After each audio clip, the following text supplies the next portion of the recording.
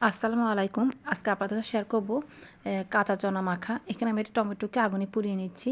তো আগুনে এভাবে পুড়িয়ে নিলে খুব স্মোকি একটা ফ্লেভার আসে। এটা বেশি ভালো লাগে। আর যারা এটা পছন্দ করবেন না তারা একটু তেলের মধ্যে তাওয়াতে টেলে নিতে পারেন। তো আমি এই যে টমেটো পুড়িয়ে নিয়েছি। এখন নিয়ে টমেটোর চামড়াটাকে স্কিনটাকে পুড়িয়ে আমি ছিলে নিচ্ছি। আসলে আমি না এখন আজকে ছোলাটা করছে আমার ছেলে। তো ও খুব পরিষ্কার করে চামড়াটা পরিষ্কার করে নিয়ে এসেছে। এখন টমেটোটা খুব ভালো করে ম্যাশ করে নিচ্ছে।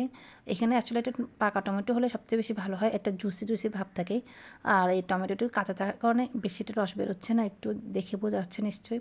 তো খুব ভালো করে চটকে চটকে টমেটোটা মেখে নিচ্ছে। তারপরে একে একে এখন প্রথমে দিয়ে দিবে এখানে বেশি করে পেঁয়াজ কুচি।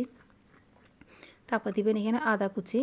এই যে পেঁয়াজ কুচি তারপর দিতে হবে এখানে আদা কুচি, পুদিনা পাতা কুচি, আপনার ধনেপাতা কুচি, কাঁচামরিচ কুচি। আর যদি শশা থেকে শশা কুচি দিবেন, লেবু কুচি দিবেন অবশ্যই। আমার শশা ছিল না বা দিতে পারিনি এখানে। আর এই লেবু কুচি যেহেতু টমেটোটা টক থাকে, তো লেবুটা না দিলেও হয়, কোনো সমস্যা হবে না। এমনি অনেকটা টেস্ট হয়। তারপরে আপনি সালাদে যখন যা যা মশলা দিতে পারেন সবই দিতে পারেন। খুব টেস্ট হয়। দেওয়ার পর খুব ভালো করে চটকে চটকে মেখে নিতে হবে। কারণ এটা মাখার উপরে একটা টেস্টটা নির্ভর করে। আর সবশেষে দিব লবণ। লবণ দিয়ে খুব ভালো করে মেখে নিচ্ছি ও। তো দেখাই বোঝা যাচ্ছে খুব লোভনীয় লাগছে। তো আজকে বিদায় নিচ্ছি। আল্লাহ হাফেজ।